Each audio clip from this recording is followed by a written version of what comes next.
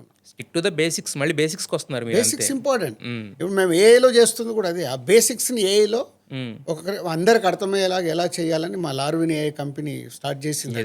దాంట్లో ఎలా తీసుకురావాలని వర్క్ చేస్తుంది.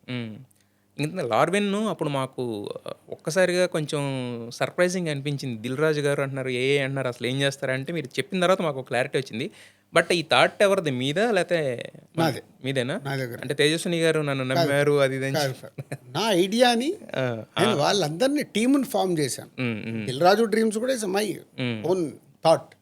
ఓకే ఇది ఇలా చేస్తే ఎలా ఉంటుందని దాంట్లో టీమ్. సో నాది ఐడియాకి టీం అందరు యాడ్ అవుతూనే ఒక కంపెనీ ఫామ్ అవుతుంది. ఓకే, మీరు ఇచ్చిన ఆ బీజాన్ని వాళ్ళు ఎక్స్పాండ్ చేసుకుంటూ వచ్చాము. ఇంకా మేము ఇంకేం సాధించలే. లార్విన్ ఏఐ సాధించాల్సింది ఉంది. ప్రోడక్ట్ రెడీ స్టేజ్లో ఉన్నాం.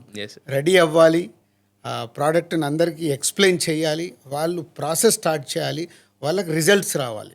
వచ్చినప్పుడు